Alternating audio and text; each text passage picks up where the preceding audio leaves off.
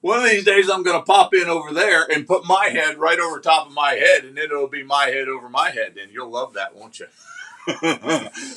Doodle Bible School. I'm sorry. That's when we get out the old doodleators and we doodleate. You know what I'm saying? And we're going to do that in just a moment. Doodle Bible School. Thanks for being with me. Basic Bible, great for homeschooling, all that kind of stuff. But we're into Jonah. Oh, look at the little dude. I call him my marshmallow man. That's going to be Jonah throughout our time together. That's Jonah, the marshmallow man. And anyhow, Jonah's journey. Jonah's journey. 4 chapters. Really easy to remember. I think you're going to like it. But again, this stuff is really good for homeschool. It's good for Sunday school curriculum. Good for home devotionals. It's just good for a lot of stuff. So I hope that you will use it. You ready to go? Well, what is segment number 1? I'll tell you what it is. Segment number 1 is do the doodle. That's why you got the doodle thing going over here. There I go again, hacking. You got to get out your doodleator and doodle-a-tee. And here we go. Wee, wee, wee. Are you ready? All right. This is cool. Jonah's journey. Watch, there he is, the marshmallow man dancing over here. All right, here we go. Only 4 chapters that you've got to remember, but they're really good chapters. The first chapter is Jonah runs from God. He's going to run away from God. You're familiar with this story. He's a guy who gets swallowed by the big fish and all that kind of stuff. Well, the first chapter, God gives him an assignment, and he says, I don't want to do that. And so he runs away from God. I want you to notice that Gabriel, his drawings are a little more simple. I appreciated him for doing that. He came up with that on his own. But the marshmallow man, the cloud, that's supposed to represent God. And it's a little more simple. Because I'll tell you what, some of those Genesis ones, they were a little complicated. And I'm not a good doodleator to begin with. Anyhow, here you go. Get your little marshmallow man happening right there, okay? I don't know if I can do this or not. He's got his little arm over here. And he's got his other arm. It kind of comes down here like this. And then he's running, see? And that means this leg comes back here. It comes over here. And that leg comes down there. How do we do? That leg's a little funky, but I think he's okay. He's got a little hairdo going on over there. Okay, but notice that we're going to have this arrow, okay? And this arrow is only going to be filled in at the top because, oops, I did that bad. Let's go that way. There we go. All right. The arrow. But we're only going to fill it in at the top because that's supposed to look like a 1. Can you see the 1? Yeah, it's not too bad. And then, of course, over here we're going to do clouds. And how does he do the bottom of his clouds? Well, it's just a straight line like that. And then he's got bright things coming out here because that's supposed to represent God. So Noah is running away from God. That's chapter number 1. Way to go, guys. Thank you, Gabriel, for making it a little more simple on old Dad. Now I can make some of these drawings look halfway not embarrassing. Although, I don't know what happened to Jonah's gut over here. He doesn't even have a belly. Oh, dear. All right, there you go. Did you guys doodleate it? I doodleated it. So now we're going to put it right there so that you can admire it for as long as it doesn't block anything else. Jonah chapter 1. Jonah runs away from God. Okay? Here is segment number 1's review for the final test. If I was going to ask you any questions, then I certainly will on the final test. What's the theme for Jonah chapter 1? Yeah, Jonah runs away from God. You already got it. And can you doodle the picture? Well, clearly, but give him a gut. See, I didn't give him a gut. And he just doesn't even have a belly like old Sonny. He's a marshmallow man in Gabriel's pictures, but mine, he's like a stick figure. And I don't know, his little leg, that's one big, massive leg that comes flipping back here, and then a little tiny leg at the front. I'm not, anyhow, there you go. Can you doodle the picture? I think you can. All right, moving on. Let's be silly. Love this face. You got to love that. Oh, dear, our picture's in the way. Sorry, Jonah, gotta go. See you later, buddy. All right, here we go.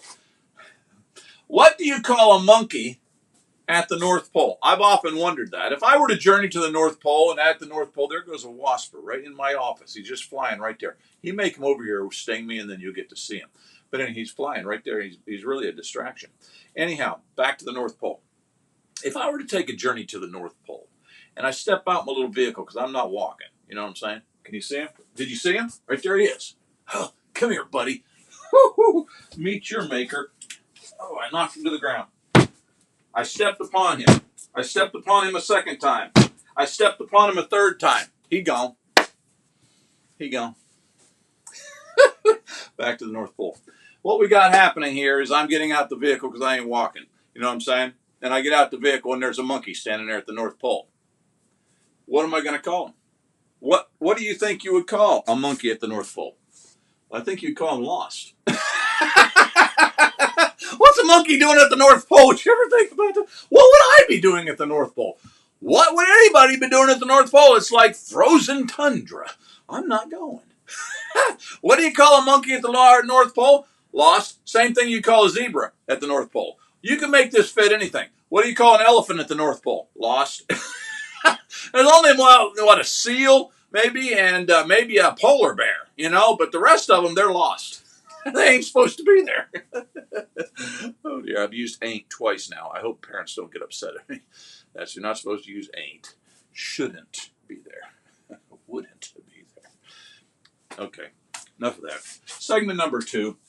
Here I am saying, make a memory. I'm saying to you, it's time to make a memory. That's where we stick a memory verse in your head. Now, I'm just going to, spoiler alert, you're not going to be happy with me. The first memory verse out the gate is a pretty long memory verse, okay? But you can do this. We only got 4 weeks. You guys can do this, all right? Here's your memory verse. Notice he comes dancing over there. And Jonah says, all you got to do is say it 5 times. All right. But Jonah rose. But Jonah rose. But Jonah rose. But Jonah rose. But Jonah rose. But Jonah rose. See there? We already got line number 1. Now, there's only 73 other lines you got to memorize here. But Jonah rose to flee to Tarshish. Well, you can read it on your own. But you take each of those lines and say it 5 times. Now, once you've said it 5 times, it begins to stick in the old gourd up here. You know what I'm saying? But Jonah rose. I mean, you already know the first one because we've already said it 7 times so far. But Jonah rose. There's 8. But if that doesn't work, you can also leave blanks. Here he comes. He said, look, all you got to do is fill in the blanks. But Jonah rose. See, we already knew that. If I had left a blank up there, you would already know it because we've already said it 9 times. Anyhow, there you go. And so you got all the blanks there. Now put that on a sticky note. Stick them all over the house. Don't draw on the walls. Parents don't like that. Stick them all over the house. Every time you go past that thing, you got to say the words. I'm telling you, by the time you've made about 13 trips through the house, you'll know the verse, even though it's a long one. Jonah chapter 1 and verse 3. And as I try to say to the parents every time I begin this, feel free to use whatever translation you want. I happen to think that the ESV does a really good job in keeping true to the original language, and so that's the one I use. But if you've got another one, use whatever it is. It's your children. Use whatever translation you want to. All right, that being said, I will test you now, or review what I think should be on the test. And it will be, because I'm the guy who makes up the test. See, that's the guy, the crazy guy hanging from the ceiling there. Where did Jonah go to board a ship? It was in your memory verse. I bet you didn't even see it, because I didn't read the whole thing. Oh, I love water.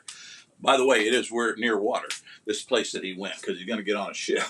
Most ships need water. They're not like in the middle of the desert or nothing, okay? Joppa. Anyhow, there you go. Segment number 2. You got this, says the guy hanging from the ceiling looking like a goofball. I think you're going to like the next background.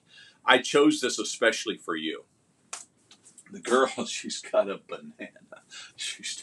And she says up here, why, yes, I am talking on a banana. She's silly. Anyhow, here's the joke. Why did Humpty Dumpty have a great fall? Humpty Dumpty had, you know the poem. Why did Humpty Dumpty have a great fall? Well, he had a great fall to make up for such a lousy summer. See, fall comes after summer, and so he's making up for a lousy summer, so he's going to have a great fall. That's not really keeping with the meaning of the poem, but I think the girl on the banana really has a point, and I think it's funny, and I laughed at it. Did you? All right, segment number 3. That's Trace if you're living in a Spanish-speaking country. Not very good with my Spanish. Anyhow, there you go. We're going to ponder a passage at the pond. So you got the dude sitting at the pond, and he's pondering. That's why he says hum up here. Maybe he's humming. You ever hum a song? I hum, but that's not what he's doing. Because, see, there's a question mark after it. That means he's pondering. He's just thinking about it. And what we're doing during Ponder the Passage segment is we are thinking about Jonah chapter 1, and we're pondering upon it. And so let's go there.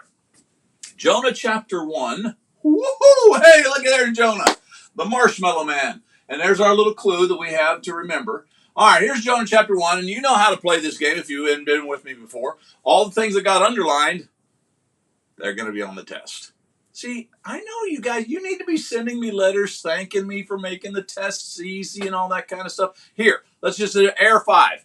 High five, Air 5. High five, Air. High fist bump, Air 5. Why, hi, hey. Anyhow, here we go. Jonah, chapter 1, verses 10 through 17. Then the men were exceedingly afraid and said to him, "What is it that you have done?" For the men knew that he was fleeing from the presence of the Lord because he had told them.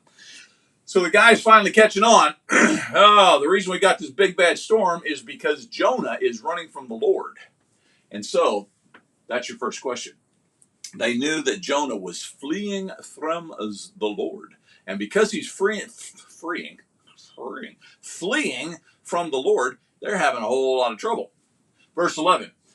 Then they said to him, "What shall we do, so that the sea may quiet down for us? For the sea grew more and more tempestuous." I love that word, tempestuous. Write that one down. That's a good one.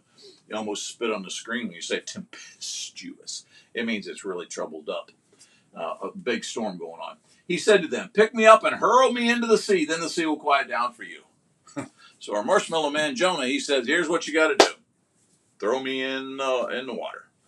And it says, "For I know that it is because of me that this great tempest has come upon you. The storm's here because I disobeyed God." But they're not going to do that at first. Third question. Nevertheless, the men rowed hard to get back to dry land. And so instead of doing what Jonah said, "You want to calm the storm down, throw me in," they said, no, we're going to try to get back to dry land. So they go to rowing. They can't make it, though, because it says, "But they could not, for the sea grew more and more tempestuous." There's our word again. That's twice. I love that word, tempestuous.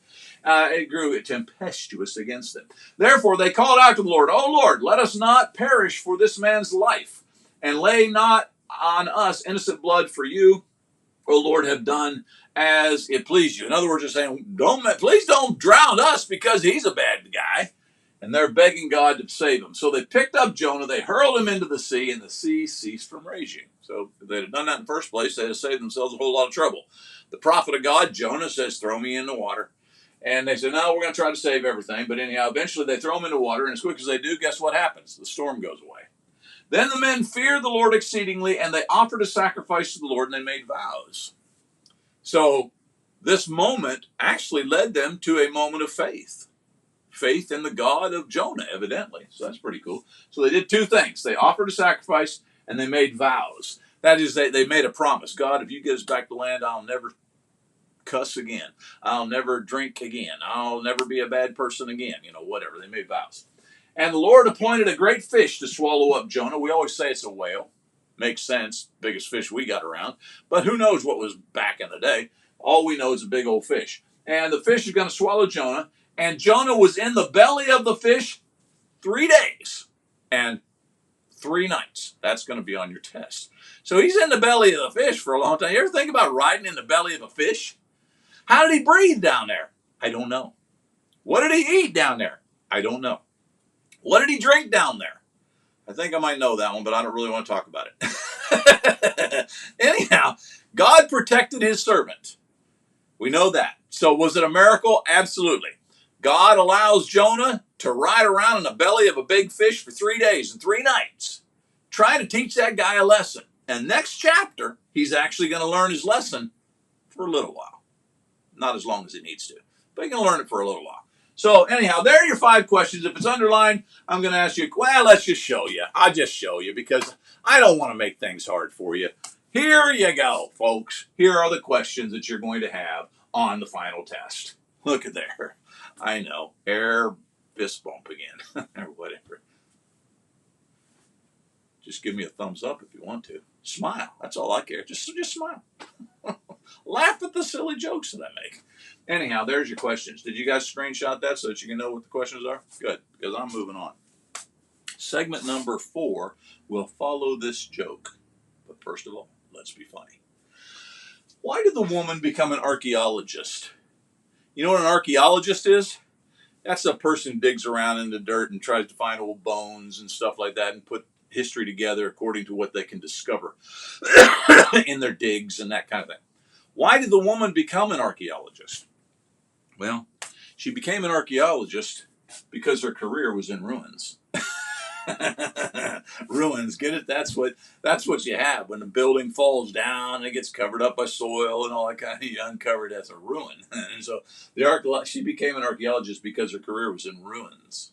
I don't know. It's not as funny as I thought at first, but he obviously likes it. Segment number cuatro, for again those folks speaking the Spanish language. Doing, doing, doing. I do not know how to translate doing, doing, doing into Spanish. Somebody might write in and tell me so that I can say that appropriately. But anyhow, you've got cuatro, doing, doing, doing. And we're going to apply the why. As I have told you on too many occasions before, I actually love this part because this is where we say to ourselves, who cares? Why do I even need to read Jonah chapter 1? What does that even make me a better person about? I'm about to tell you. That's why you're here. Jonah chapter 1 is a really cool chapter. And all of the Bible applies in some way. And it should change us in a lot of ways. But here's the way that I think it should change us. At least one. Jonah says, oh, there's Jonah again. He's just running across it. Oh, Jonah, Marshmallow Man, he just keeps on going. Pick me up. He had an accent. Pick me up. He must have been from Italy. Pick me up and hurl me into the sea, then the sea will quiet down for you, for I know it is because of me that this great tempest has come upon you. Jonah recognizes that he's got a lot of folks in trouble because of his mistake. They didn't make the mistake. They're not running from God.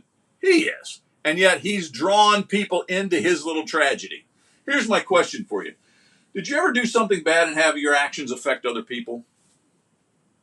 I certainly have. Maybe you did something where I don't know, your mom and dad told you to clean up your bedroom, and instead of doing what you were supposed to, you didn't, and your little brother or sister got in trouble along with you because you didn't help them or you didn't encourage them to clean it up, whatever. You ever do something bad and then it affects other people? Man, I have. My question that you got to answer for me on the test is, what should we do in a situation like that?